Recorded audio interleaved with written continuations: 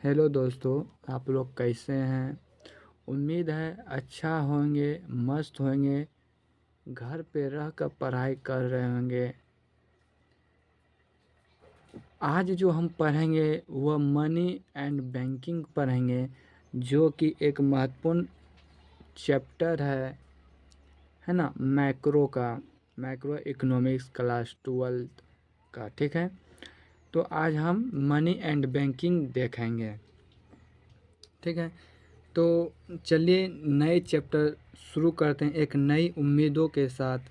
तो चलिए देखते हैं मनी एंड बैंकिंग। ठीक है, तो सबसे पहले मनी एंड बैंकिंग में तो मुद्रा क्या होता है, क्या है।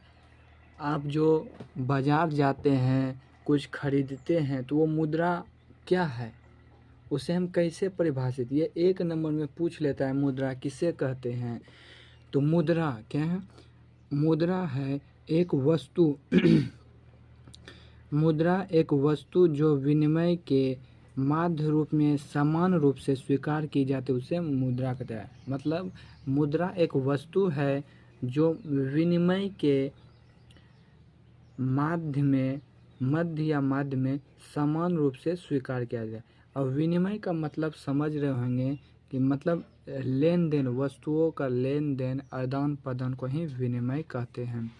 तो चलिए विनिमय, वस्तु विनिमय पद्धति किसे कहते हैं, क्या है। जब मुद्रा का विकास नहीं हुआ था तो वस्तु विनिमय, तब लोग मुद्रा का या फिर वस्तु का लेन देन कैसे करते थे, जब मुद्रा का विकास नहीं हुआ था, तो उसी को कहते हैं वस्तु विनिमय पद्धति। तो चलिए देखते हैं वस्तु विनिमय पद्धति। इस पद्धति के अंतर्गत वस्तु का लेन देन वस्तु के ही रूप में होता था, और यह प्राचीन काल में मुद्रा के अभाव के कारण होता था। मैंने आपको बताया कि जब प्राचीन काल में मुद्रा नहीं था तो लोग वस्तु के बदले वस्तु का ही लेन देन करते थे। इसी को वस्तु विनिमय भी पद्धति कहते हैं।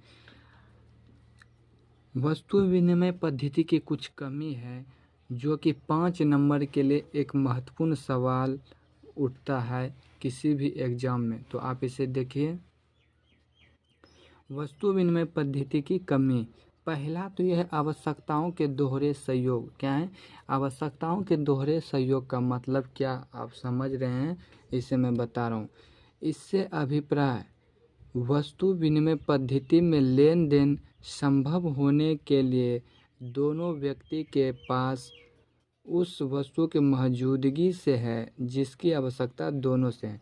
मान लीजिए आपके पास गेहूं है और आपको चावल की आवश्यकता पड़े, आपको चावल चाहिए, तो आप उस व्यक्ति के पास जाएंगे जिसके पास चावल है और उस व्यक्ति को गेहूं की आवश्यकता है, तभी आप उस व्यक्ति से अपनी गेहूं का आदान प्रदान और चावल का आदान प्रदान कर सकते हैं। तो इसी को कहते हैं आवश्यकताओं के दोहरे सहयोग। दूसरा है मूल्य निर्धारण की समस्या। इससे अभिप्राय, मुद्रा के अभाव में किसी वस्तु की कीमत का निर्धारण अन्य वस्तु की कीमत के आधार पर किया जाता था। प्राचीन काल में जब मुद्रा नहीं था तो किसी वस्तु का कीमत जो है अन्य वस्तु की तुलना में किया जाता, नहीं इसका दाम इतना है तो इस वस्तु का मूल्य उतना होना चाहिए, इसी तरह किया जाता था। संचय की समस्या, क्या है, स्टोर करने की समस्या। इस प्रणाली के अंतर्गत लेन देन वस्तु में होने के कारण भविष्य में संचय एक जटिल समस्या बन जाती, क्योंकि वस्तु कुछ समय के पश्चात खराब हो जाती है।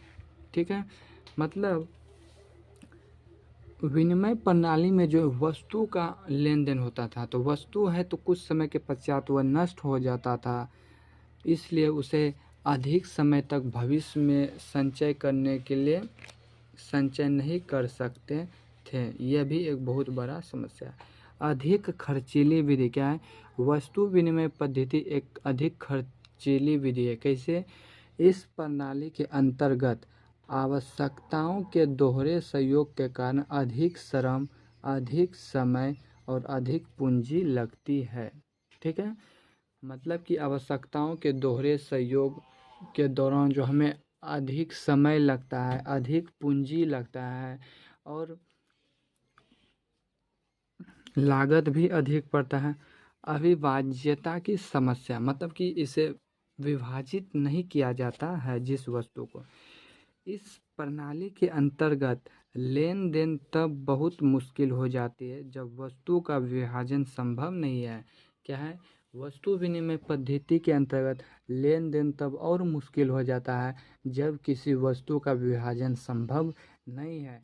तो हमने देखा कि वस्तु विनिमय पद्धति में किन किन समस्याओं का सामना करना पड़ रहा था, है ना, और करना पड़ रहा था। आप इसे देखिए एक बार अच्छे से।